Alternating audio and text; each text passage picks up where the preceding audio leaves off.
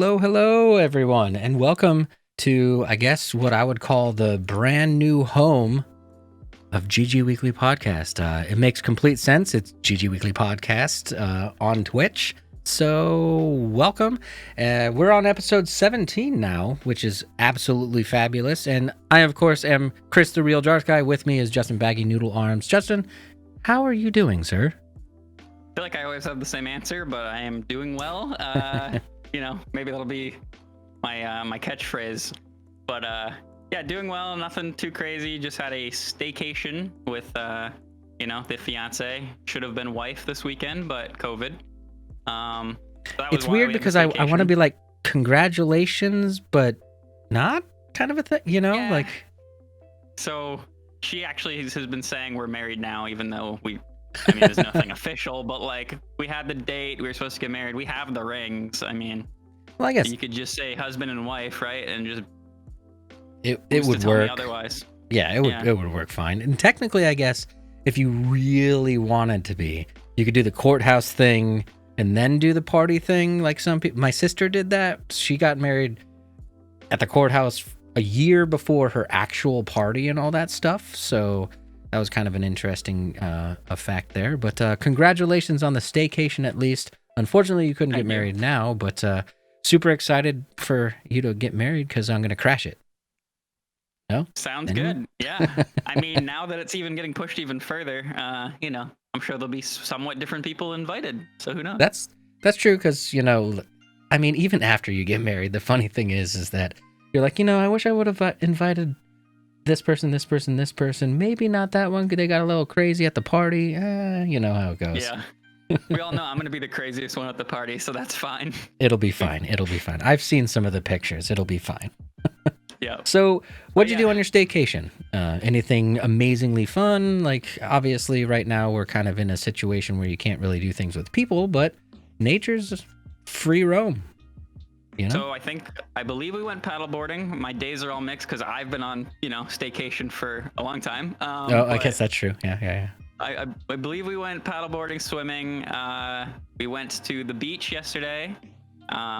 We hung out with Luke Diamond, which I will announce this again later, but we will have on the show next week. Yes. So we did see him on Sunday. Came and visited for about an hour, and I met Kellen for the first time. Oh, okay. That was really cool. That's cool. Other than that, typical staycation stuff. Ate food, watched TV, play games. Slept in. Yeah. Didn't, I had a staycation this year, and that's kind of funny that you just mentioned that because I was going to talk about that. I anticipated being like, oh, I'm going to game like I've never gamed before. And then all of a sudden I'm like, I don't feel like it today. I don't want to. I'm just going to chill and watch Netflix movies or whatever, We've watched most of season 2 of Umbrella Academy, or last episode. So we did some of the Netflix. I haven't watched that show even season 1 yet, and I hear I need to. I'd say it's worth it. I don't really have anything to say about it, as odd as that is. If you like any fantasy type superhero-esque movies, I do. It's cool. Okay. Is it? Have you seen? A lot to say about it. Have you seen The Boys on Amazon Prime? I've watched all of The Boys. I would say that's a similar. Obviously, The Boys is a little more grotesque, or right. A lot of blood. Where this is kind of, you could probably watch it with slightly younger audience, although there's sex and stuff involved. But well, not graphic, there is on. It is there. There is on every show nowadays. It's like PG-13 it's allowed now. I don't know. Anyway. But so far, I'll say it's very good. I enjoy it. I'll have to check it out because I do like the superhero thing, obviously. Of course, I like the fantasy thing. I wouldn't be called the real Darth Guy without liking a little bit of fantasy stuff, You know how that goes. But I'll check it out. Lately, I've realistically with my movie and TV watching, I've been in this kick of like watching things that I've already seen. So I watch a lot of Burn Notice, which is a TV show about a spy. It's more of like a drama kind of a thing. Never heard of that one. And then I really like that movie, The Old Guard, a lot. I've watched it almost 10 times. Yeah. I'm a big fan of that movie. I like what Netflix did with that. It's It was cool. I think it should have been a TV show and had a little more to it. yeah, I think if it was a TV show and they had a whole season worth of character development and storyline, I think it would have been better. Yeah, the 2 hours did feel a little short. There were some skips that they could have enhanced a little bit more. Like, well, no spoilers because it's kind of new, so we don't want to go into details. But maybe in a couple months. But I like that one. Spoilers. Basically, those characters are very old, right, in their age, and they could have developed a lot on story because of that. They could have gone real deep into, whatever they've done in their lifetime. So I think the story about each of their pasts and all, like, just the amount of things that they could have gone into. I agree with you. TV series would have been much better because now I'm like jonesing for a sequel, and we're not even sure if a sequel is going to happen. Honestly. Yeah, no idea. I'm sure they will because it seemed like it did very well on Netflix. And if I know anything, if TV does well, they make more.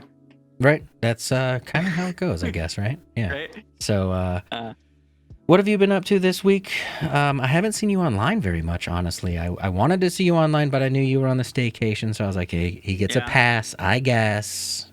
Yeah, I passed on keeping up with my stream schedule. So as I said, I've been on, I don't know, 6 months. No, less than that. 4 months of staycation myself. So since Baggy had it off, it was kind of, you were like, do things Baggy enjoys and spend time with her, and so, which I enjoy. But other than that, get back to Destiny as of today and doing my thing. I kind of have a streamer challenge for you that I was thinking about. So you know how I kind of wanted you to take a stroll through the day streams and see how the day streams treat you. I kind of want you to mix in some night streams to see what the difference is, to see if your audience changes or your numbers change or something is different. Because you typically were a night streamer, now you're a day streamer. I wonder what happens if you kind of go, okay, I'm going to like obviously split them up and stuff like that. Yeah. That's a lot to ask, but I think it would be really interesting. I've gone late, right? Like I've done two's like my day stream. Just because Becky takes lunch at 1:30, so it's like we finish lunch and then I grab a drink and whatever and I go live. But some of them, like especially Fridays, I've gone till like 10 or later. Really? So like I still kind of hit the night shift, the night crowd. Okay. I know what you mean. Yeah, I'd be curious. I'd still want to try like a good morning or two streams too. Like 8 or 9. It's interesting because obviously I find myself tuning into your stream more often when you're a day streamer, just because like I'm sitting at my computer, I'm working, and I'll be on like Tim's stream not paying attention, and then I'll see that your icon lights up, and I go, oh well, I'm gonna switch over to Noodles instead. Yeah.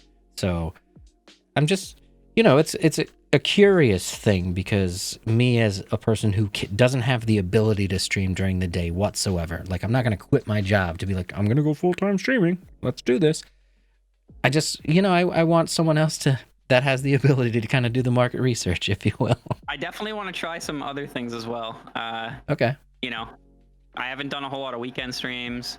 I did take a look at analytics a little bit, and I actually dug in with a few friends as well. And interesting enough, for anybody who's interested, it seems Mondays are the best time to stream. Really? Not just for me. Like from the few people I've looked at, overall, Mondays seem to be best average viewership.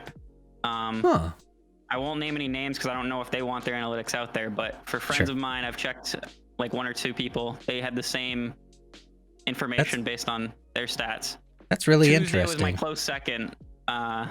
And then I think like weekends, like Fridays and stuff, were actually some of the worst. Just kind of. I'm thinking it's based on other people streaming, maybe too. Like, for instance, Friday night, I go on Twitch and everybody I know is streaming. Right. Everyone. I have to if I want to watch all my friends, I have like 10 tabs open, and then I can't even watch them. So what's the point? But right. They're people I want to support. Yeah, Friday, Saturday would be your primary days for streaming. I started streaming on Sundays, but I don't really have any reason that it's a better day other than the fact that I do community game nights that day. So people show up so that they can game with the rest of the community. You know, like we do private matches and then we lock it in and just play against each other. So it's not like me just playing randos online. It's us playing together. So I think that's partially why it's a little bit better for me. But I don't know. I wanted a weekend day in there, and honestly speaking, I wanted a weekend day where like I had no time limit into the evening. So like a Friday or Saturday, of course, because I work Monday through Friday. I never really could commit to that though, only because like Friday and Saturday, that's when my wife makes plans for the family. Yeah. That's when we have people that's when we have things to do typically. And I think we talked a bit about it during kind of did like a schedules episode, right? But yeah, I mean, I think that's the thing. Like a lot of people who made this a career when they started this was priority number one almost, streaming. Yep. And I mean, I think even I read a thing about Professor Broman, like doesn't almost ever take days off, and he's already well off on Twitch. And it's just a mentality of you have to always be on so that you always have the opportunities to get a new viewer or whatever. Do you think that that's kind of a toxic way of thinking where like I cannot take a day off? Because I mean, like me as a viewer, I get it. Tim the Tatman's not on the weekends. I know that. I typically watch his stream. I know that people need breaks, and I know that like they can't be a showman 24/7, 365. You have to have days off. You have to have personal time.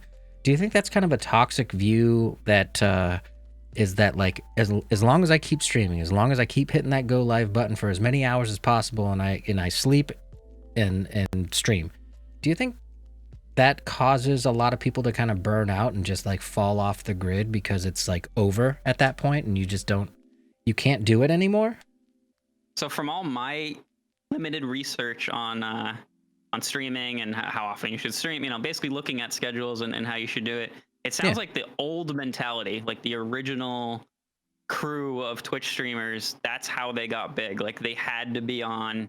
That was the way. If you were on all the time, you were somebody who eventually made it, kind of. Okay. And I think we've shifted now. For one, there's a lot more people on the platform, but I do think because there's so many people, discoverability and networking, and there's a lot of different ways you have to, you know, grow yourself now. I don't think streaming 24/7 is the move anymore. I'm not saying it couldn't work.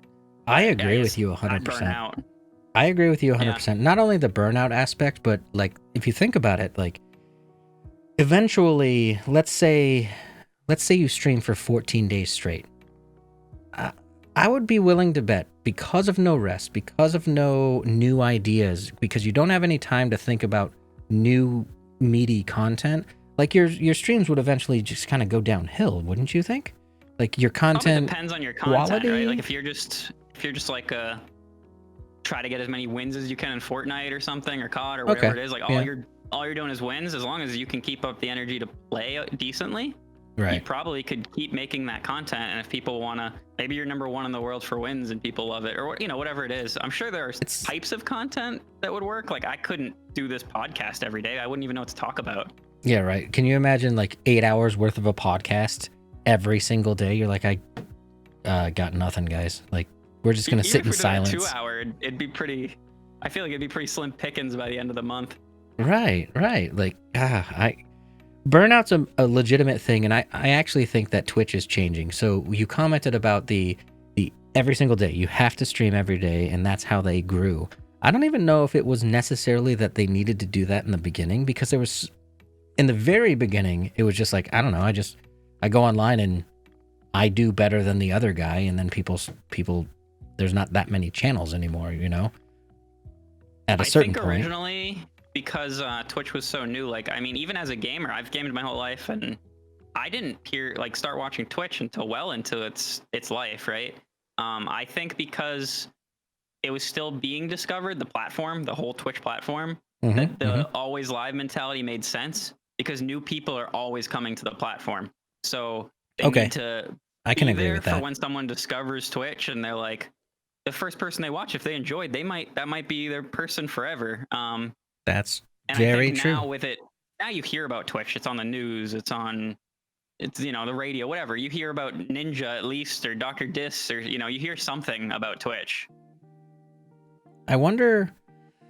I don't know. So skip that thought. That's not an important thought. So I think nowadays, nowadays, I think what's more important is diversification and just quality content. So like you don't have to. A lot of people are like, you have to go to YouTube. You got to put stuff on YouTube. You have to do that. I don't think that's necessarily true. So someone like you, I think it would benefit you a lot to make little short snippets of like the best things that happened my last stream, and then throw them out to your Twitter crew. Yeah. Throw them out on Instagram. Throw them out wherever your socials are, and that's diversification because you're not only just expecting them to find you by Twitch. Because here's an interesting thing is that someone could follow you on Twitter, know you're a streamer, but never have seen your content. And they see that one little snippet of that funny video with you ducking up and down and jumping up and down and stuff. And they're like, you know what? Okay, I'm going to stop by this next time he's live. Let's go give him a follow or something. Or they unfollow and go, I'm never watching that clown. Right, they're like... but either way, yeah. Your content's out there for people to kind of judge if they'd enjoy it without having to take more steps, really, right? Like they already follow you on Twitter, and now they go, "Oh wow, that was funny," or like you said, or "Wow, that was really informational," or whatever it is, and then they click it, and then they're more likely to do something about it. Yeah, and I mean, YouTube is a hard egg to crack. It's actually equally as hard as Twitch. So here's the thing that I was doing is I was trying to do both at the same time.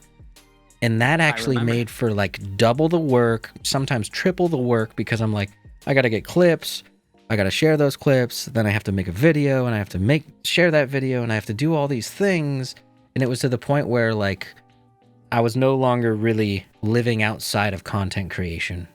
Obviously I have a 9-to-5 job as well. So like you are no longer living, and a family, like all these things just piling up continually. And you're just like, I can't.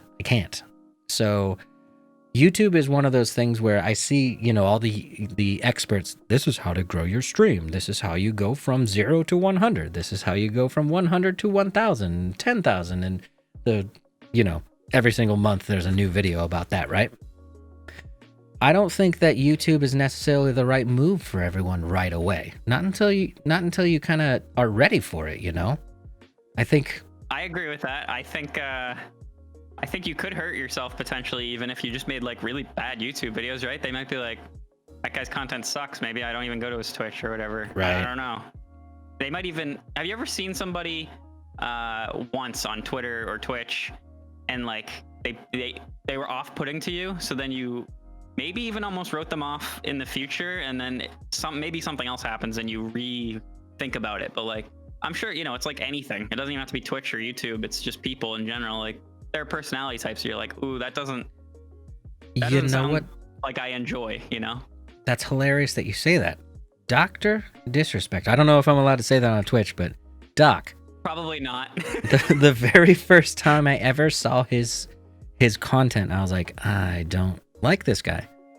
And then, because I don't know, maybe I was closed-minded enough to think that was like actually who he was. I'm like, why is he wearing a wig? Why is he wearing the flak jacket? What's going on with this guy? And I didn't really like it. And then finally there was one clip that I giggle a little bit and go, let's research a little more. Maybe I was a little bit judgmental first. Yeah. You dive into his content and you're like, oh, it's an act. It's a character. Oh, I get it. Okay. Now we can start to realize, okay, he's trying to be like the 1990s wrestler of Twitch.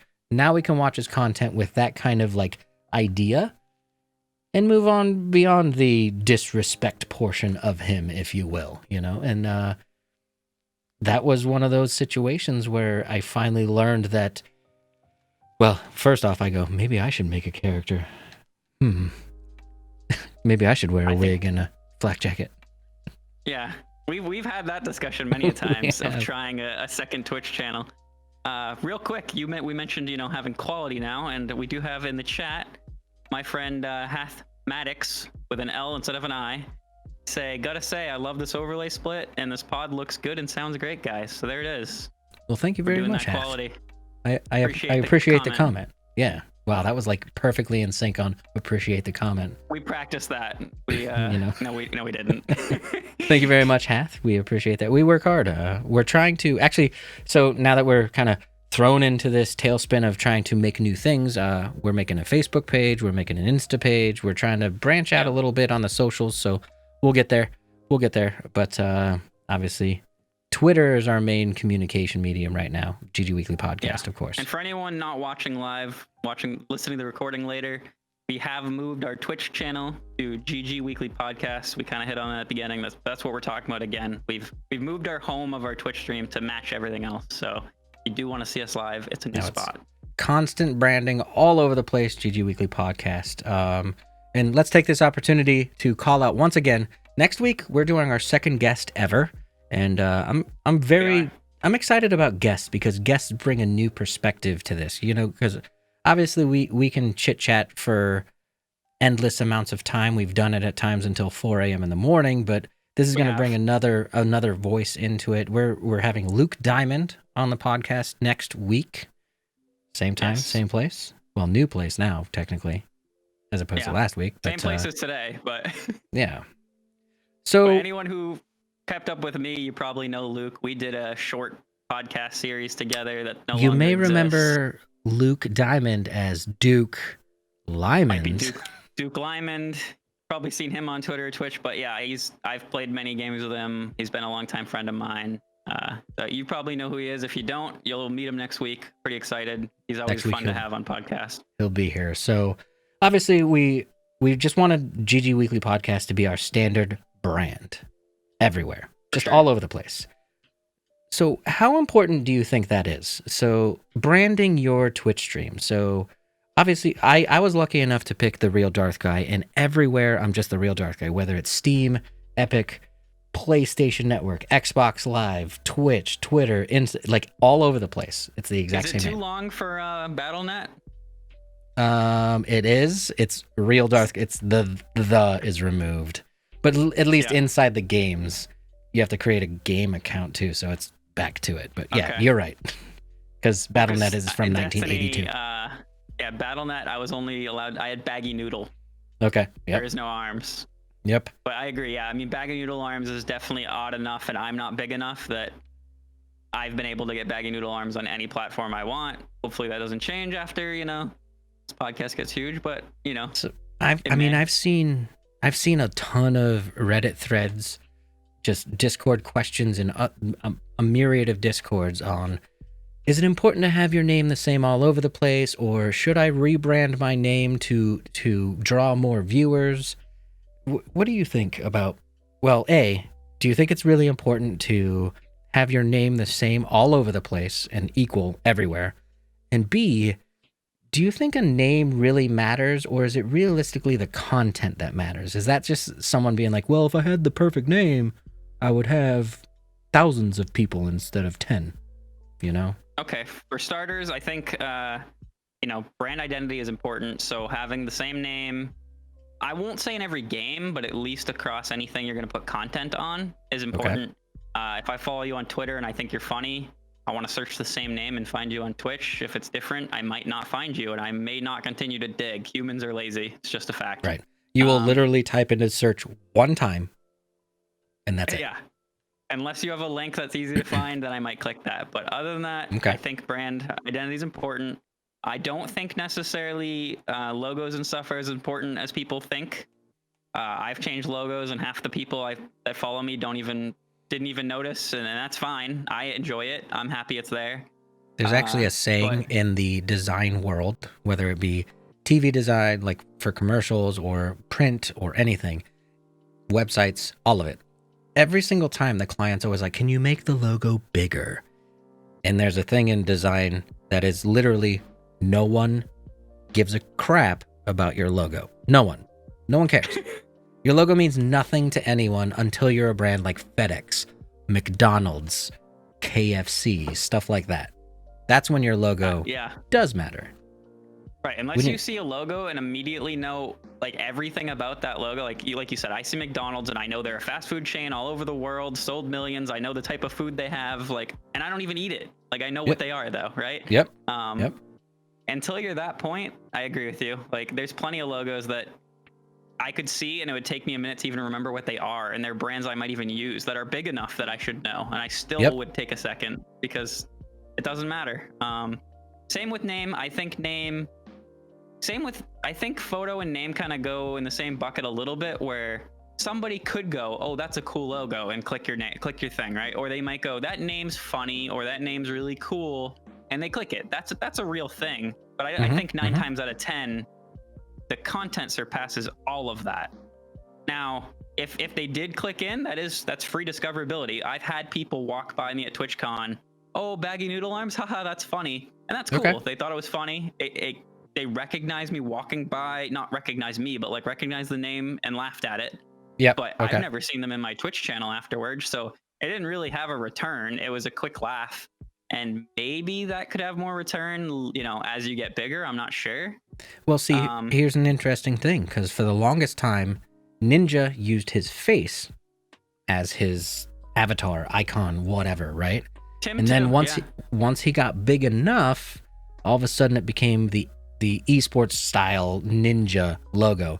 And that's when the Ninja logo actually started to matter, because he was already big enough to make a change like that, to make a brand identity. Like, we're too small. Like, we're not going to have a brand identity.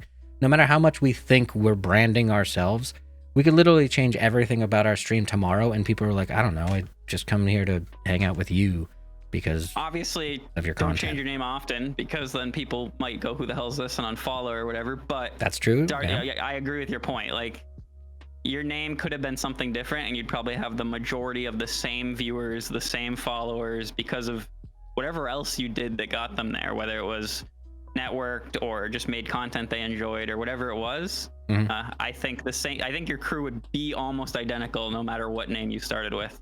Just didn't really matter in the beginning, I will say sometimes I think short names are nice, and neither you nor I took that approach, but yeah, I know a lot of names are short, and that's nice, like Ninja, Shroud.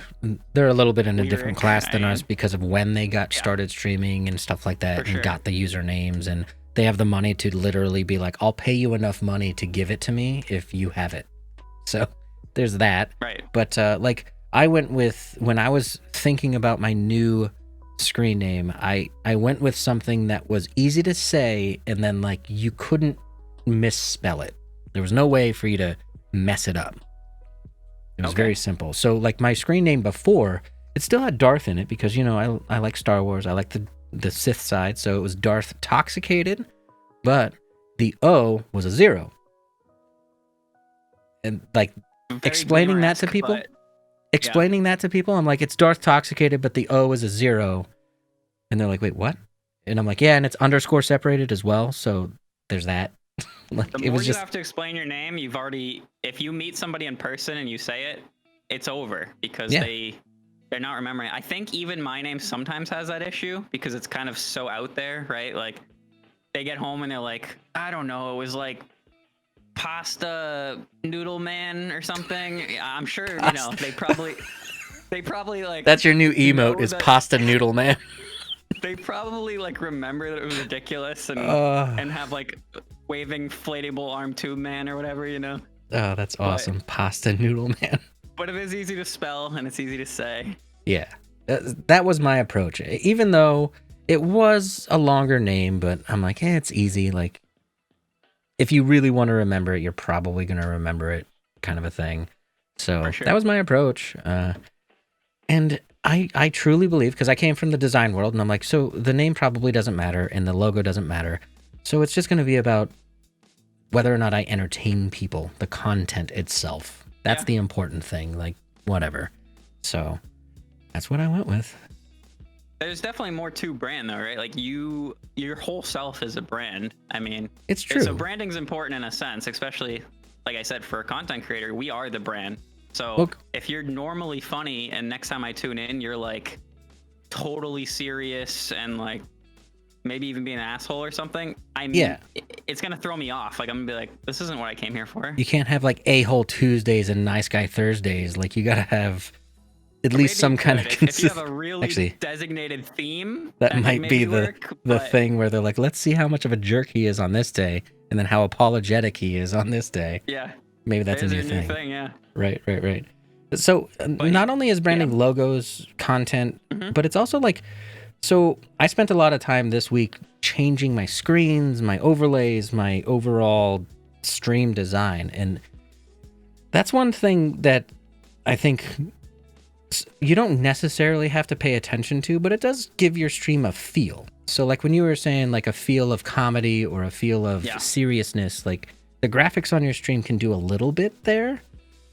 I'm not by any means, I'm not saying like graphics are the most important thing in your stream and you have to have them. Please book me. No, one of the, like, I think it's just important to kind of like portray what kind of feel you want with your graphics in a way, or your overlays and your transitions and the miscellaneous things, you know?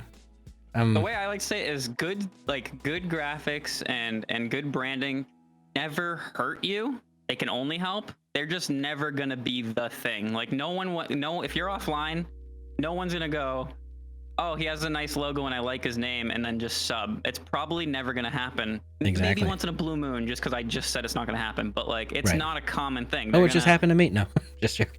They're gonna come in, they're gonna laugh, and then they sub, or you helped them, they sub. They're your friend, they sub, or whatever. Sub is just an example, but or follow, or tune in, or But when you're offline, I mean, sometimes that's all we have. We have an offline screen, we have a logo, we have a name, about me maybe, and that's all branding, and they may follow to find out what you're like later.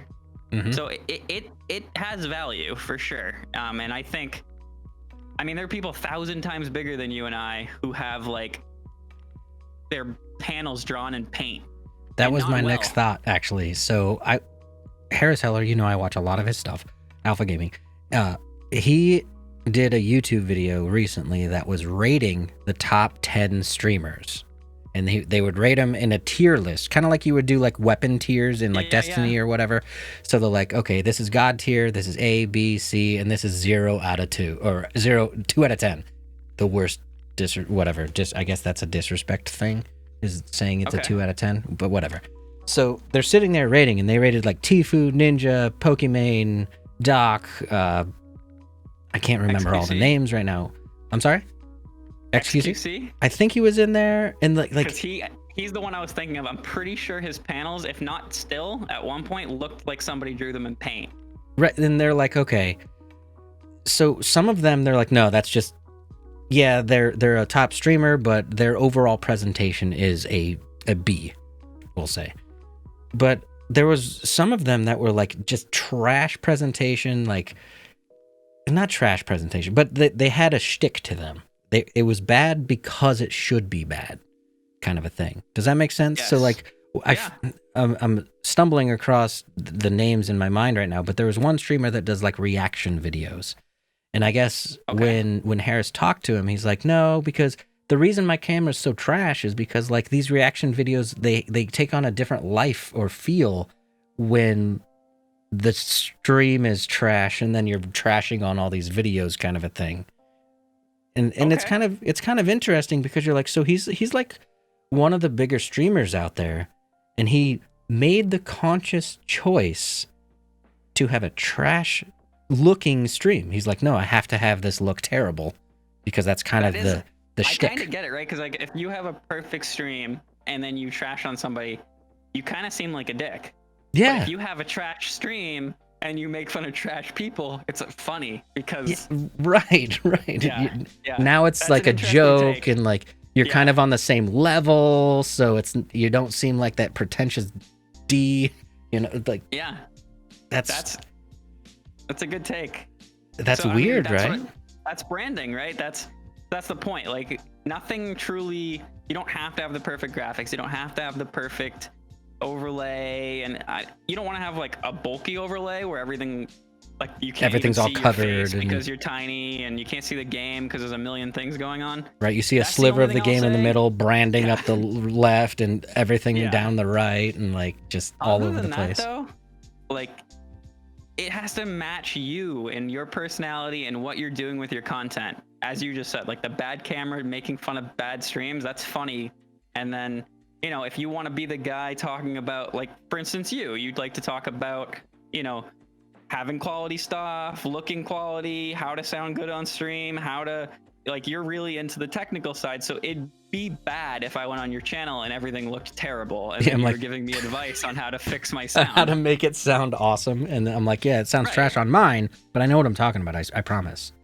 It's so it has to fit what you're going for and who you are and the content. So I think that's the important thing of branding is it has to fit. It has to make sense. Yeah, and it's funny that you say the audio thing because it reminds me of when I go to YouTube, because I watch a lot of YouTube about like improving your stream and stuff, because I'm legitimately curious if any one of these things is like the magic ticket. Is it going to get me into the chocolate factory kind of a thing, That sounded weird. Buyfollows.com is the secret ticket. Or no, it's a stream up or upstream. That was that YouTube that was going around. It's like stream update or stream something. Oh, I don't know that one. The one where I just it was mentioned, like someone comes in my chat every day, different channels, and post, want to get big on Twitch? Yeah, it's like, you want to be famous? I think I even I had the one of them drop by the other day, and I was like, hey guys, I got to shut down the stream. I'm about to be famous. I got to click on this link. Like, come on. Obviously, you ban them all, but they just coming back. Yeah. They come back all the now. Sometimes it's a whisper, sometimes it's directly in chat, and I'm like, why is this still a thing? Go away. Oh, streamupgrade.com. I blacklisted whatever it was, whatever the website is. That way, when they post in my chat, they auto ban. It's just great. It's good, the best thing I ever did. Yeah, Stream Upgrade was running YouTube ads for a long time on the front of everything I was watching. And it's like, do you want to gain 10,000 followers in 24 hours? It's only $4.99. And I'm like, oh God, I can't believe this is like, it is a good deal, except for it means nothing. It's just so funny that like that got by in the ads. I also saw another ad, which was actually a screenshot on Twitter. And it was legitimately, it says, download someone else's YouTube video, upload it to your channel, monetize that video. What? Yeah, that should be illegal, right? Right. That's literally copyright infringement because, yeah, sure, we don't technically, we don't go to the copyright office and copyright our stuff, but copyright law is loose enough to where we actually do own it when we publish it on YouTube. So that's literally it's like steal other people's stuff and just make money off of it. Sweet, let's go. Weird. That happens in every industry. Art, streaming, it so does. Clothing. I'm sure you name it. Somebody's stealing something and making money off of it. So, switching off of branding, let's talk a little bit more of the nitty gritty of channels and let's talk motivators. What? Yeah, we said we were gonna hit on that 2 weeks ago, so we should probably and we missed it last week, and the week before last, in episode 15 we talked about blockers or demotivators. Yes, quite in depth actually, because you know what, human beings generally, it's much easier to recognize the things that are stopping you or the bad things or the problems that you're having than it is to just be like, okay, what are the good things? Why do I continue to hit that start streaming button in OBS? Why do I continue to try to improve my stream? Why do I continue to post to social every day?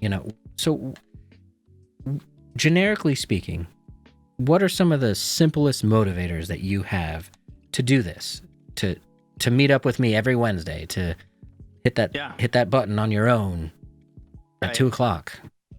I think, the easiest answer anyone's going to give, I feel like it's the cliche you have to answer, but it's true, right? I mean, your community, your viewers, the people who show up have to be a motivator to some regard because they're taking their time, their energy, maybe even their money, and putting it on you and your content. And that alone has to give you some sort of motivation, you'd hope. I know some days it's still hard, but, every now and again you can be like, those people, they're there every stream. Like I can do it because they believe in me. I can believe in me. Like I said, I mean, maybe money, time, whatever it is.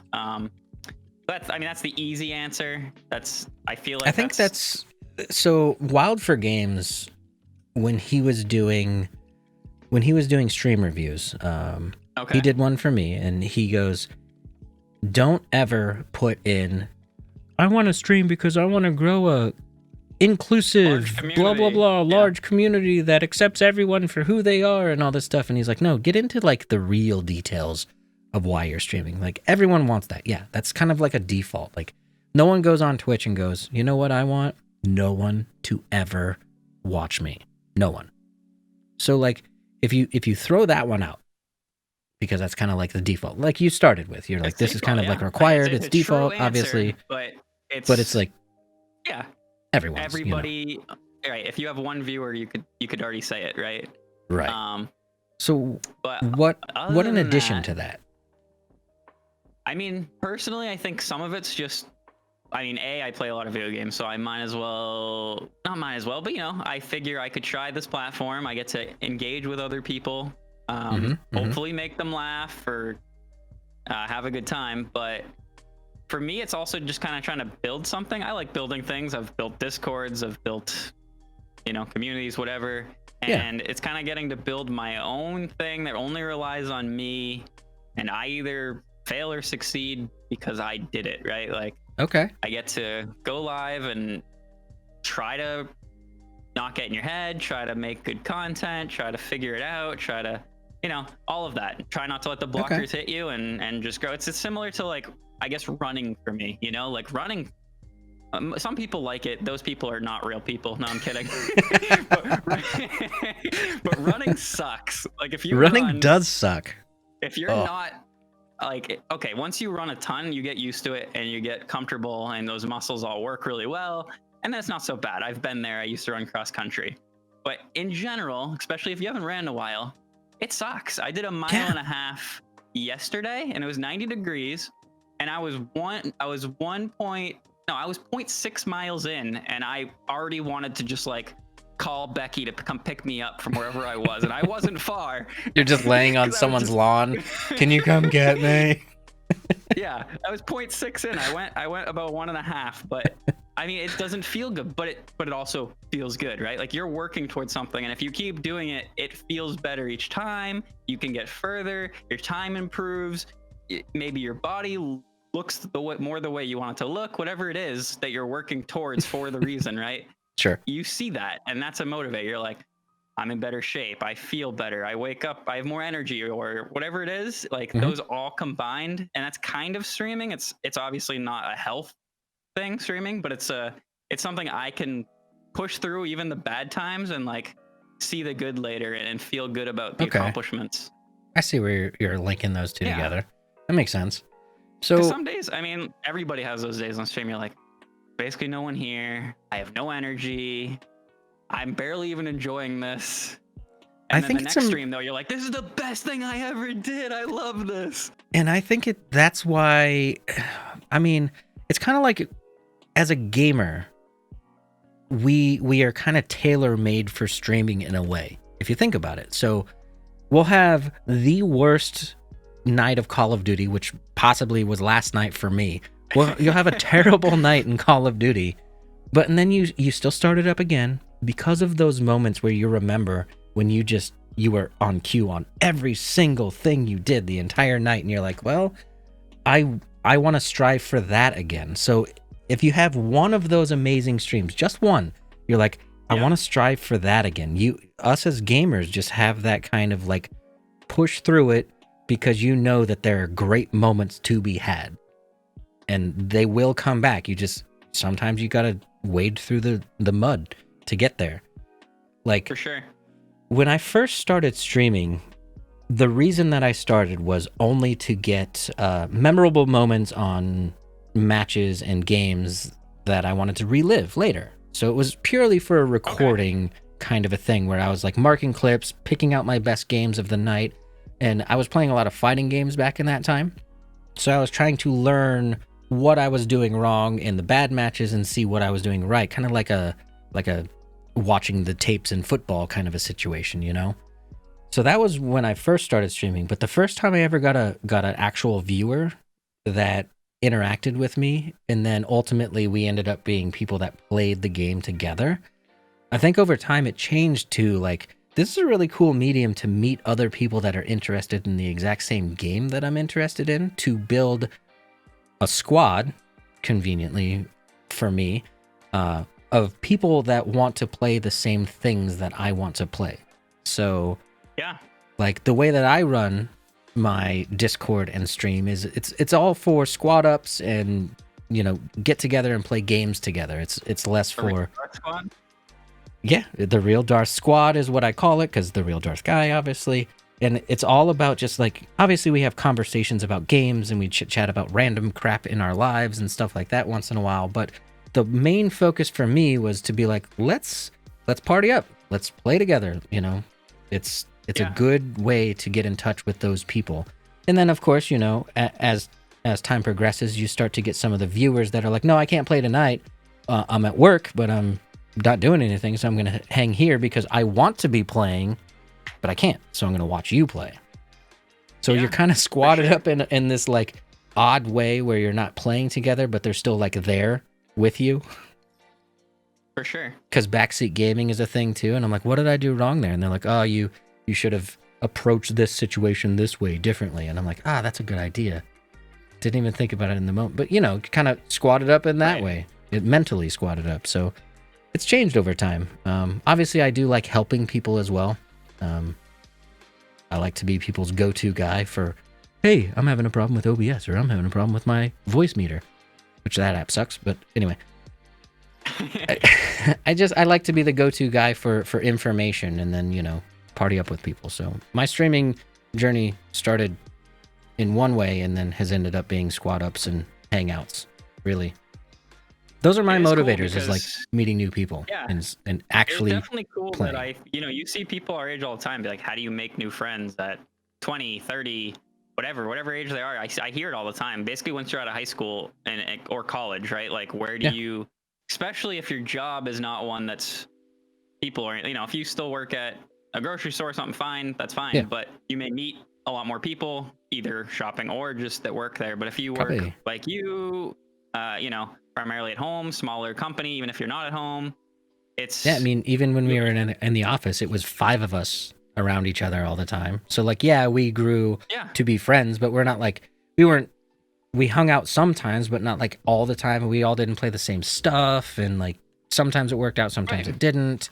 Because you were brought together because of your role as a job, as a business. You're not brought together because of your actual interests and day-to-day life. So I think gaming, and like you said, even streaming beyond that, is a great way to potentially make some really good friends. I mean, that's where me and Darth met.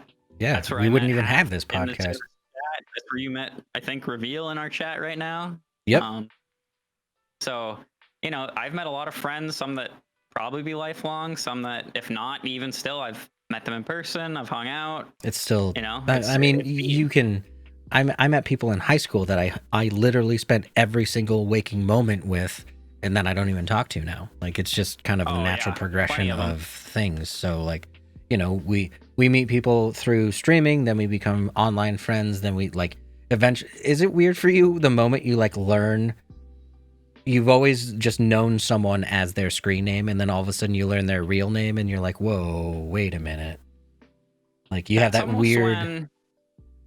Trying to decide if that's like when you become real life friends, because there are people I'm real life friends with that I still call their I was just trying to think of Hath's name. I know it. I just remembered it, but it took me a minute because I've called him Hath every time we game, and so it's like, and you wouldn't not be friends because you only call each other gamer tags. So it's definitely this weird. It's like this weird like what you use.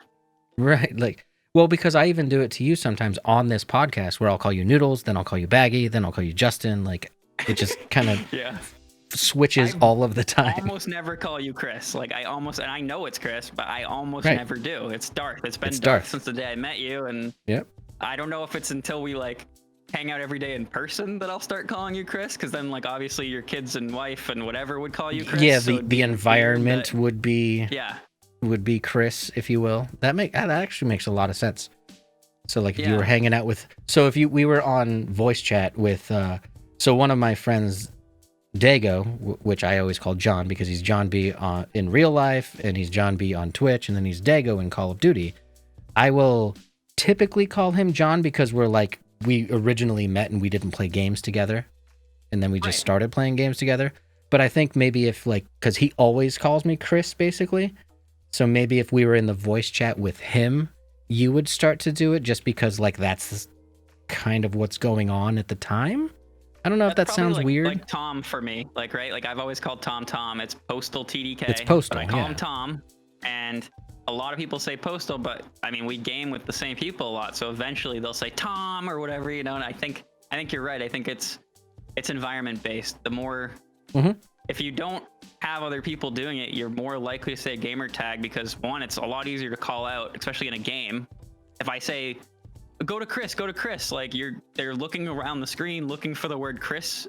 If Right. they're doing it so fast and Chris doesn't show up anywhere, where if I said look for Darth, Right, they have to they can process. spin and see Darth. Yes. They have to process that's part of the it. Chris is Darth. I have to look for the real Darth guy as well. So that's kind of interesting. Yeah.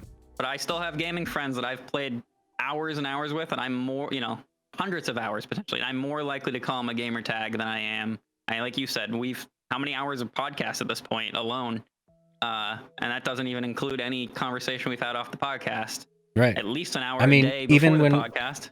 Even when we're in private conversations, like the notorious 4 a.m. one that we talk about every once in a while, even then, Yeah. you're still calling me Darth. It's not like you switch to Chris when we're in private chats or anything No. like that. It's just Darth. It just is. I don't know. You say Justin more than I say Chris for sure. Oh, yeah. And I don't know why I that started, honestly. Maybe it's because I can't decide whether you're baggy or noodles, so I just switched That's it to That Justin. might be easier, yeah. I know. I'm I like, started screw as baggy for everyone and then switched to noodles because of baggy. And Right. I do that all the time where I say hi baggy and then I'm like, wait, baggy exists separately. Noodles, right. And yeah, so now I'm just it's like, yeah, screw it. confusing, but whatever. But yeah, there's branding again, right? No. Right. Well, so we have branding, motivators. There's a new phenomenon. Well, it's not really a new phenomenon, but I guess it's more frequent nowadays. And I can't tell if it bugs me because I'm jealous or if there's some clout behind this. Lately, a lot of celebrities have started streaming. So obviously, celebrities already have their branding like down. Everyone knows, and their brand is just them in general, right? Like Henry Cavill or Ronda Rousey or there's tons of them out there, you're right? talking about, but yes. Henry, chat, what? You don't know who Roast me, chat. Henry Cavill is? Superman. Okay. What? He's the Isn't new that- Superman. No, isn't it Clark Kent? Oh god. Okay, so anyway, celebrity streamers have been kind of like infecting. I don't want to say infecting because that sounds yeah. terrible, but I guess you're understanding where my mind is going with this. T-Pain streams now as Reveal the Kraken says in the Twitch chat, and like I kind of like I don't want them to take our thing. Like, go do your own thing somewhere else. Like, go find like stream on IMDb for all I care. I don't know. Go somewhere else. Twitch is like not for the people like that. They're stealing our viewers, man. They're stealing them. They're stealing everything. I was gonna say I'm very torn on this subject because I agree with you. It's like it's almost frustrating that they've already made it, right? They've already made it, and they can make it almost anywhere they go because And they've you know how much it would but- piss me off if I hop into a celebrity stream and I see them making like $1,000 donations. I'd be like, what are you guys doing? They're like, stop it. Put that money somewhere else. Like, So yeah, I mean, I agree. Like, I'm like, why are all you guys subbing to this guy? Like, he's already making millions. There's plenty of people smaller that could use the money or want to make it in this space. So there's Don't obviously subscribe- that mentality. don't subscribe to Don't Henry subscribe to him. Cavill Come to because he me. made millions of dollars being Superman. Come on. Like, But the other side of me is obviously the more recognizable This is- names that yeah. come to the platform, they bring more discoverability, they bring more recognition, they bring more sponsors, they bring everything with them, right? So companies that would have never sponsored a gamer but would have sponsored a TV star or a musician or something like that now Yep. go, oh, Twitch. this dude's on there. I got to look into this. And now it opens up other doors for everybody at some point. Like, they That's don't just go, I'm where- going to follow the one person. I know guy from Panic at the Disco has streamed on Twitch. one of those big DJs. I can't remember. Not Skrillex. The Dead Mouse, I think, streams on here. I think so. Yeah. The guy from Upload, the Amazon TV show, now just started streaming on Twitch. I mean, there's tons of them. They're all here now. I do agree with you where it's bringing a different world of legitimacy to Twitch. I think it's a good thing because of that. And I honestly wonder how many people that are watching these new celebrity streams out there really didn't already watch Twitch. I'm sure there's a good percentage of them. I'm sure there's got to be, right? Or at least let's hope. But I think you're right. I think it's legitimizing Twitch to a certain degree that it wasn't getting before, just because these celebrities are like, well, I find it to be valid, and then people follow celebrities. That's hence why brands want celebrities to represent them because of this. So Twitch is almost getting like free celebrity endorsement of the platform because the celebrities are jumping on there, and Twitch doesn't have to pay a dime for that. They're just like, I don't know. That being said, we get paid. How many of those people? Okay, they all sub to one of these famous people. They weren't gonna sub to me or you. I mean, unless they were. Probably not. Right. Just because they all of a sudden spend random $5 on Twitch, they may have never spent any money on Twitch if that celebrity wasn't here. So it's not really like a wash. It's just someone's money going somewhere else. Yeah, and I would hope, and if everything went perfectly, I would hope that they would watch Superman, or they would watch their platform, and then they go check out somebody else. Right. They're like, oh no, T-Pain stopped streaming. I kind of want to stay on the platform. Let's go click around and find someone else to watch, and let's kind of explore just this. Click somebody else big, but still, it's still a win for the platform.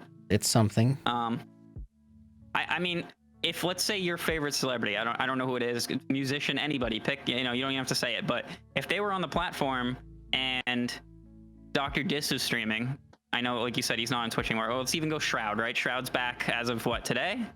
Shroud started today. Yeah, he had the most epic, like, welcome back video. But I mean, he just made $10 million, so I guess whatever. But no, his Twitter post, his preview video of like, I'm coming home. Oh, I saw that. Like the gun animations and all that. That was an amazingly done video. But I guess if you just got paid $10 million, you can pay like the best animator. Yeah, you can spend like ever. $10,000 on a video real quick. And you're like, whatever, I don't care.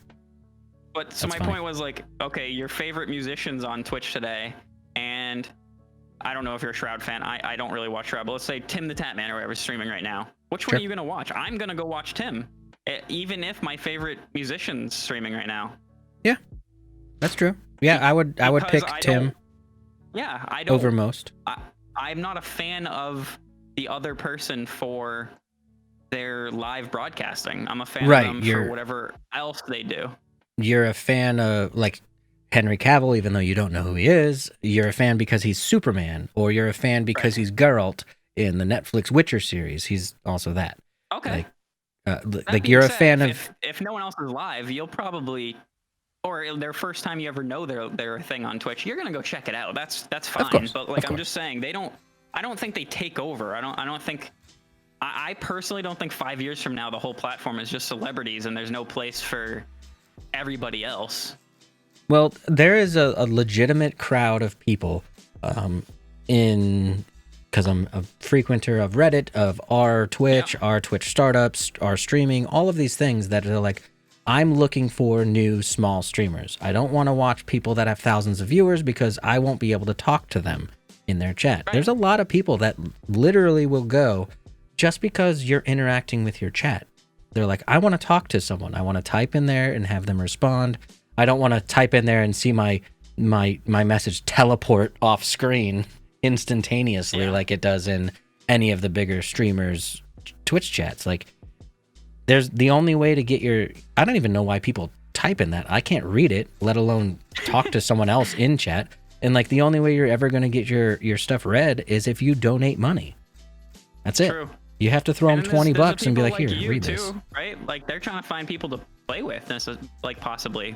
And they're not going to, if I write in Tim's chat every day, play with me, he's not playing with me. He's not never going to play with me tomorrow.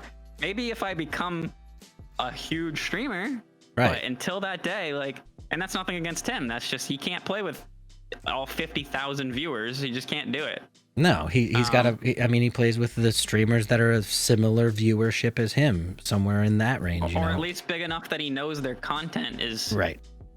Is like, you know, respectable, and it's gonna be okay on his platform too. Because by him playing with someone, especially on stream, it's almost like an endorsement. It's like a, hey, you can also go here and watch them. Like his chat when he's done, they probably, because he plays with Nick Mercs a lot, I bet a lot of his 40,000 people go, well, okay, I'm gonna go watch Nick Mercs now because Tim's done. Yeah. Nick Mercs was just with him. I like the banter. Right. I'm gonna go over there. You also hear that, like, even if you're not going to go watch them after, he still has to enjoy having their content kind of on his stream, because, I mean, whenever they're talking as a squad, hear everybody else in there. I know, you know, not to trash on Ninja, because I actually don't mind Ninja, like, at all, but when he used to play with Ninja a lot, people in the chat were always, oh, cringe, Ninja, why are you playing with this guy? You know, whatever. And, like, but Tim was like, no, this guy's my friend, and he's, I mean, Ninja's big. Anybody saying that's just probably, I mean, I get it, but, right. You know, it's, you're changing your content based on who you're playing with a little bit. I agree. And even Tim acts different depending on who he's playing with a little bit. He's still Tim, but he really does. You know what? Like you can tell based on who he says he's going to squad up, you can tell how heavily Tim is going to rage, because Tim rages a lot, right? He does. Let's just face it. He rages a lot. But you can tell what level he'll get to based on who is with him. Because also, you know, like the other streamers will poke fun and they'll try to trigger him a little bit to bring a little bit more out of him. Or some other ones will be like, it's okay, man. It's good. You know, whatever. But that's also an interesting. Competitive you are, right? Like if you're playing with a bunch of like esport type players, you're gonna be more competitive yourself because you're all in the mindset of winning. Where if you're playing with a bunch of people who are just there to have like a goofy time. They're memeing with, we'll say in Call of Duty, like shields and throwing knives, and you're like, okay, well, I guess we're memeing today. We're not playing for real. Let's go. So let's do it. That's the thing. Like depending on who you play with is gonna cater your, you know, your content a little bit. It's gonna decide a little bit what you're doing that day. I agree. I totally agree. But so yeah, back to celebrities. I personally don't mind. But I do get the frustration. I've been there. I've been to the spot where I'm like, dude, you're already huge. Right. Just go back to, you know, Netflix or wherever you are. Like, just release a new song and you'll make all the money you need. What are you doing here? Like, this is my place. Yeah. Just release a 30-second like freestyle and you'll be like, you'll monetize on YouTube, or even release it on iTunes and make $100,000. I can't even, like, I'm making $5. Stop it. Leave me alone. $5. Get out of here. But get off my platform. Whenever I start to feel like that, I just take a second and I remind myself, because I think that's a terrible take is to just trash anything that's going good for any platform. I think the good outweighs the bad typically, right? It's bringing fresh people to the platform. It's bringing fresh money to the platform. I mean, even if the money doesn't ever transfer over to us, it might make the platform better and have better features and have, you know, anything money is good. Yeah, I'm actually, you know, Twitch, the reason that small stream, well, not the reason, but a big part of the reason that small streamers don't really succeed necessarily is because the discoverability on Twitch is just abysmal. So like the lucky thing for celebrity streamers is Henry Cavill tweets out to his 1 million followers on Twitter, hey, I'm gonna go live for a little while, and then they're all like, okay, I'm gonna watch. Ta-da, that's easy. Right. For people like you and me, we have to rely on, obviously we have some of a Twitch follow or a Twitter following, you much more than me, but we have to rely on the discoverability features of YouTube, of Twitch, of Twitter. We have to hope and pray that the algorithm goes, you know what, we're going to recommend this guy to someone who doesn't follow him yet. And hopefully we get hit by that. So I'm wondering if this should be another week topic, but I'm half debating arguing the fact that I don't know if a lot of small streamers would get big if discoverability was better.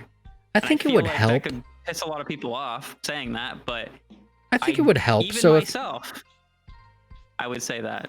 If the search bar was better, And instead of when you type Okay. Call of Duty Warzone, it just came up with Call of Duty Warzone, the category. If it came up with a bunch of streamers that had played Call of Duty, or like they have it Okay. listed as their main game, or they have some kind of way of identifying themselves as a Call of Duty streamer, maybe that could help us out a little bit. Obviously it's not going to be the end all be all of growth, but it's going to help a lot more than just giving you the category or just giving you a few results. So if it was more like a Google search engine kind of a thing where it would say, okay, once you hit enter, yeah, we're going to show Call of Duty the category first, because obviously that makes the most sense. But as you scroll down, it's like, okay, these people have some things in their profile, they have some things. Call of Duty's listed as one of their, or Call of Duty's one of the things that they've streamed recently. A couple of different factors. Obviously, you can put more in there, but The problem is, kind of though, like SEO. Even if you did that, right? Like, let's say Call of Duty is a great example. How many people's names are coming up? Yeah, Call of Especially if we do Duty's past broadcasts included, or Call of the Duty's bios probably a bad included. example for this, just because it's such a saturated category. But if Yeah. you, Cooch just joined in. He said, "I'm new here. Let's take his game, Fault, for instance. Fault's a smaller game. Okay. It's early access and things like that. So if someone wanted to find Fault streamers and they say Fault in there and they say like Fault tournament or something like that, they're just Googling or Twitch searching Fault tournament, and then there's obviously the category first, a bunch of people who have streamer in there, but the one person that goes hosting Fault tournaments, their stuff goes to the top because in their bio or in their description or in one of their panels, they host tournaments, and then all of a sudden they're more optimized for it's SEO, of course, but like they're more optimized to be found based on that keyword combination. I think that would go a long way. It's almost like putting a Google search in the Twitch search that just expands upon it. So obviously the main things would come up first, but you can at least then we as small streamers would at least have some ammo, and we'd be like, okay, think, I can improve my profile to be searchable for these specific things. right. Now, two things there. I don't disagree with you, especially if you actually have a niche, right? Like if you are a Call of Duty tournament host, right, or whatever. Like, Sure. now we've narrowed down from Call of Duty players to tournaments to the actual casters of tournaments or whatever, right? And now we're at 100 people instead of 10,000 or whatever, right? Of course, that's a big change in finding this, like you, if you're one of those 100 now instead of the 10,000. So I agree that can help. I'm curious, especially if you don't have a big niche. I almost think slow growth is important. And I think it helps you develop. Yes. So, and I think even today, the biggest dude on the platform could shout me out once, and if he doesn't say we're friends, he just says like, oh, I don't know, he stumbles across my page live, and he just says, oh, this is actually pretty good, and then like leaves. Yep. I think that's gonna be a week-long wave that I get to ride, and then it's like, it's almost the raid situation in a way. yes. Where obviously just grow me. I don't think I'm gonna boom and be a partner and make tons of money on the platform just because I got discovered all of a sudden. Because I think the content would still need work. I don't think I'm there yet, and I'm not trashing on me. I just think there's that important growth that you keep learning what's better, and that's why you grow.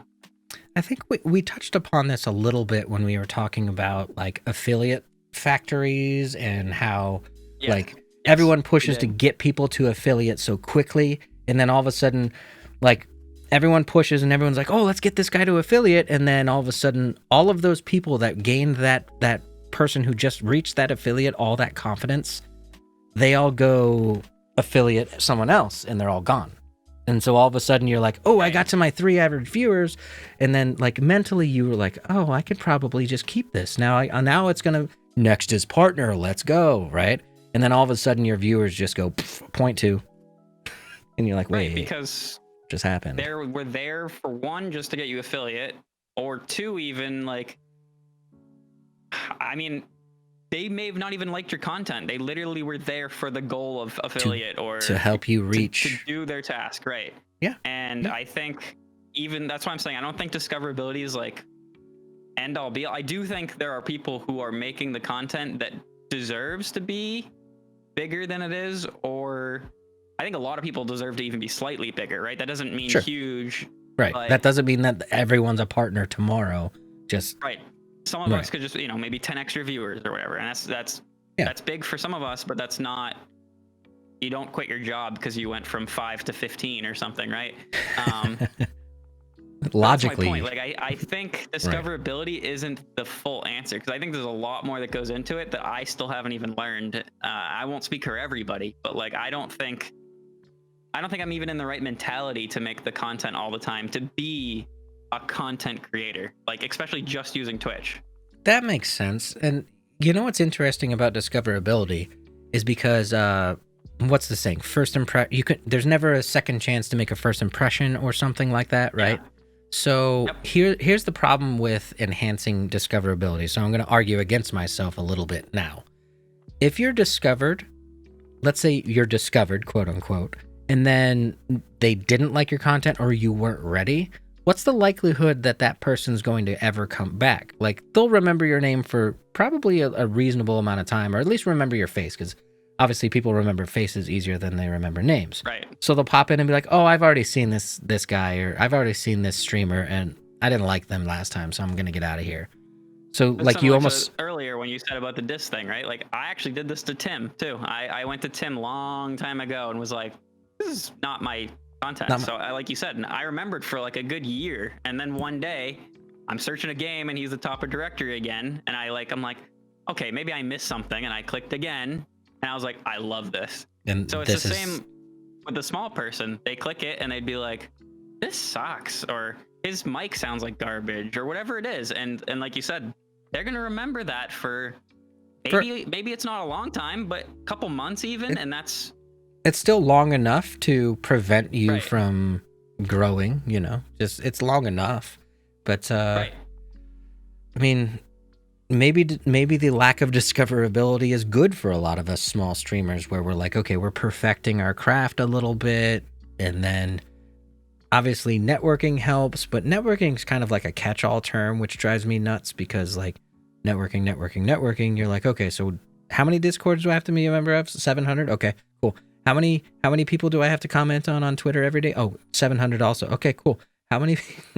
Yeah, I think networking is good, and I think the term networking is obviously older than Twitch. It's a business. You network for businesses, whatever. Yeah.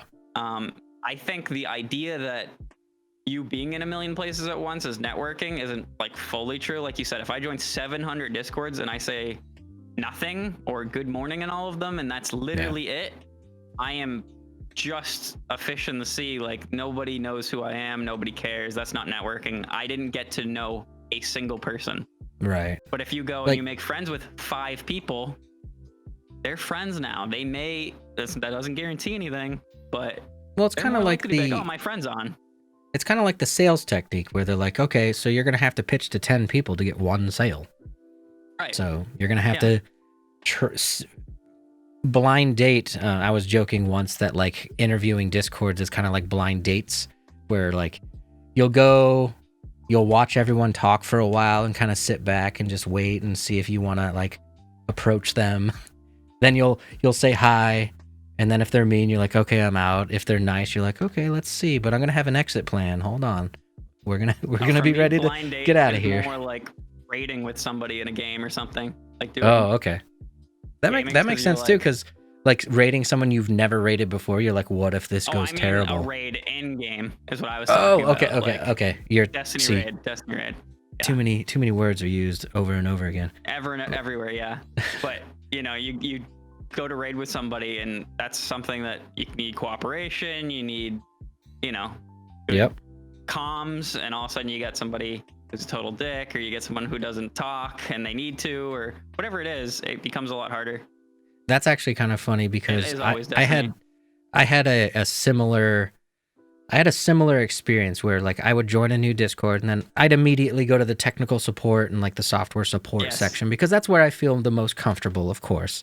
And I'll go in there and I'll start answering questions, and then like a couple of the Discords that I was part of, obviously I pieced out right after. They're like, who are you? And I'm like, just a guy trying to help out.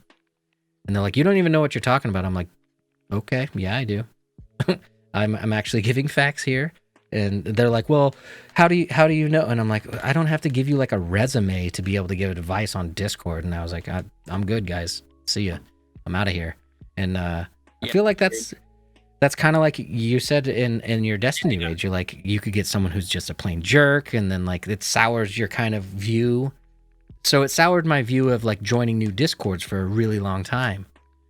And I was like, you know what? It's just that one. Well, I can go into more. Or like you'll randomly get banned from one. Like I didn't even get banned. I just got kicked, and I think the server just disappeared. And then I searched it again, and it was still there. And I'm like, why did I get booted out of this one?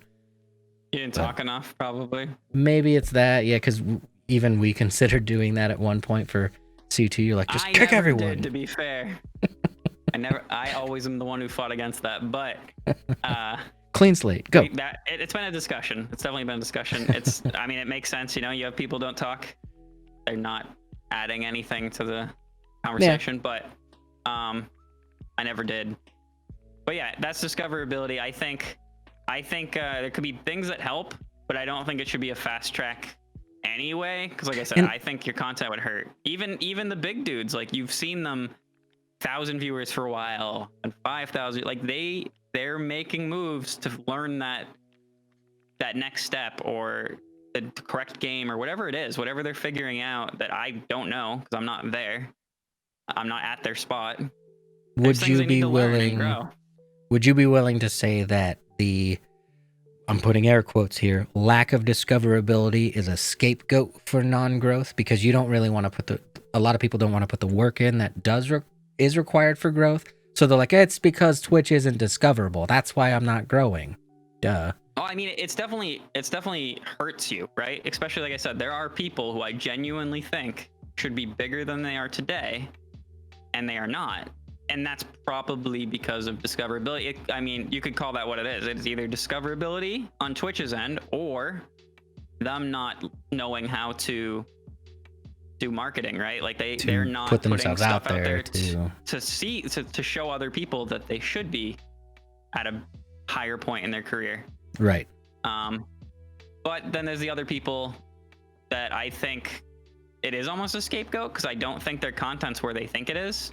And I'm not trashing on anybody. I honestly think it's always easy to be like, I could be partner. I could be big. I could, we want to feel like we could make something of ourselves anywhere we go, whether it's streaming or not. And it's hard to accept that you have a lot of work to do. Yeah.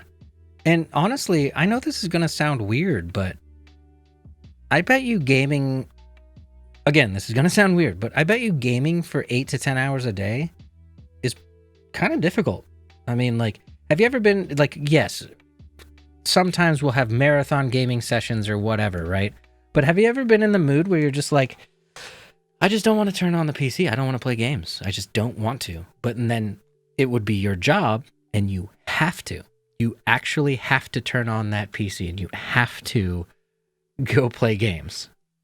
Baggy, as says in chat, Noodles is like, I cannot relate. Yeah, I mean, your eye movements, you were like, what are you talking about? No, that would be fabulous. But I think, like, if you did it for, let's say, we'll just pull a random number out of the air. 7 months later, after you've done 8 to 5 p.m. every single day, Monday through Friday, every single week, the whole 7 months, I bet at some point you'd be like, wow, this is way more than I thought it was going to be. I don't think the gaming necessarily would be what did it for me. I think streaming, right? Because that's a different energy. I have to entertain. I can't just like sit back on the couch with a controller. True. And then, secondly, I do think if anything, there'd come a point where I didn't know what to play, right? It's not that I don't want to game. I mean, I think it was before the staycation, I looked at my Destiny hours. I was at 60 hours a week for like the whole month, basically, of Destiny. So I was easily doing a workload. You were doing a workload of Destiny. A game. Yep. But a lot of it was off stream, chilling back with my friends, relaxing. That is something that it's very different. That is something that I've even told you at times. I try to keep gaming as like one of my passions, one of my hobbies, one thing that I love. So I stream my 2 days, sometimes 3. a week, and I still game on the off days, but it's a different vibe. Like there's even sometimes where I'll play my Harris Heller playlist, and I'm like, wait, I can listen to any music I want. Why am I listening to this? Because it's like copyright free. Like I can do anything I want, and it's just a different vibe when you're, you can, you can rage differently. You don't have to worry about anyone. You don't have to look over at your chat every once in a while and make sure that you're entertaining people. You don't have to worry about any of the stress. Yeah. Now, that being said, I'm curious if you were big enough, right? Like, if you're big enough, Lyric's my favorite example, typically, especially because he has no webcam. So you just took away half the stress that I feel like most of us feel, right? You could literally lay back in your chair and no one would know, as long as you're still talking, right? Yeah. But besides that, he's a great example, in my opinion, because he plays whatever game he wants all the time. They're random games. Like, I've never heard of some of these games he's playing, and he's still doing well on the platform. So I feel like you'd have less, like, if you're a Call of Duty streamer and people won't watch you unless you play Call of Duty, and then you're just not feeling Call of Duty, you're tilted from Call of Duty, or you're sick of something, that's different than like a Lyric who can play Barbie's Dream House Vacation or whatever for a day and just laugh. See, that's the kind of streamer that I would prefer to be, is like, your audience is really there for you and your reaction to the games, not necessarily because like you play Call of Duty. That, yeah, putting yourself into a one game pigeonhole kind of sucks. And like, I know I've said this a couple times and ended up just playing Call of Duty anyways, but last night I was like, maybe I just need to take a hiatus from Call of Duty for a little while. I have a couple tournaments coming up that I'm like, no, you have to practice. But I'm like, I just want to play something else for a bit. And this might be coming off of the issue where Horizon Zero Dawn was supposed to be in my life right now on PC, and I had to cancel that one because there was a lot of problems with the PC port.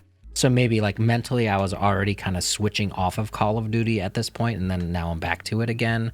But I don't know. It's I always want to be a variety streamer first. I think it's important to, once in a while, even if it's off stream, just play a different solo game, something to just untilt. Because for me, like, especially PvP-esque games, I need to chill every now and again, or I'll like go off the hinge. Like, like I'll sit back and play like a puzzle game by myself, and it recenters gaming for me. I'm like, okay, I don't have to tilt every time I game. I can like just relax. It's almost like if you had a bad night and then you don't have a good night right after to bring the stress level down on a PvP game situation, it just keeps rising and rising and rising and rising until obviously you finally boil over and you're like, I can't anymore. Yeah. I try to be more aware of that and catch it before it even gets there and take either a day off or play something else.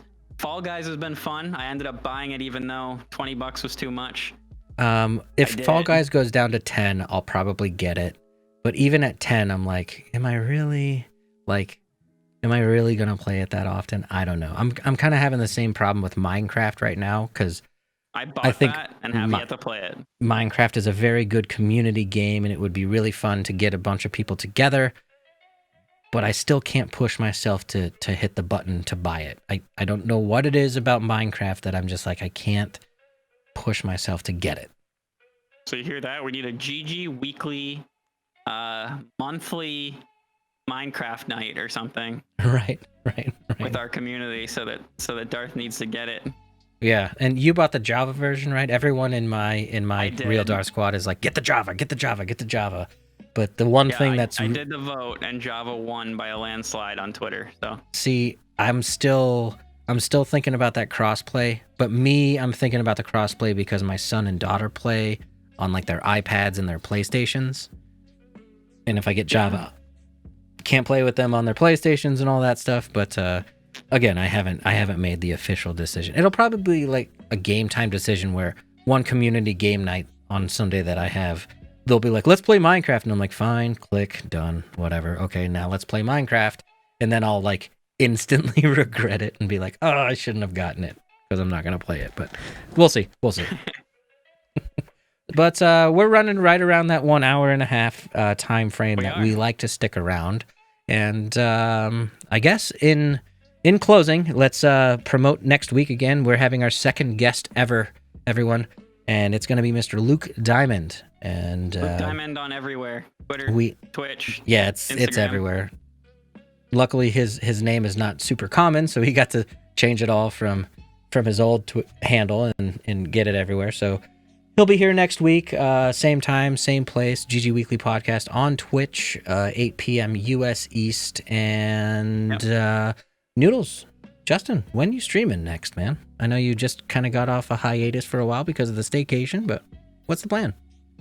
I hate that we do this show on Wednesdays because Thursdays is always my in the air day, so I never know the answer. But Friday, definitely 2:00. Okay. That's definitely there. I don't know about and of tomorrow. Course, we'll see. He's Baggy Noodle Arms on Twitch and Twitter. So I am. Follow him there. How about you, Darth? When will you be live? I'll be live tomorrow at 6 o'clock. So I changed from 6:30 to 6 o'clock because every single day I'm sitting there at 6 o'clock just going, I should just go live now because I'm ready. Let's just do this. So I just changed my schedule to 6 p.m. U.S. East. I'll be on live tomorrow, and then Sunday will be another community game night this weekend. So if you want to get in, guy everywhere. If you want to get in on the community game night, just hit me up on either Twitter or you can Discord if you know me in there, and we'll get you in the private games. But sounds good. That's all we got for tonight. Stick around if you are in chat right now because we're gonna find someone to raid. But other than that, thank everyone for being here at our new home, twitch.tv/GG Weekly Podcast. We'll be back next week, 8 p.m. U.S. East. See you guys.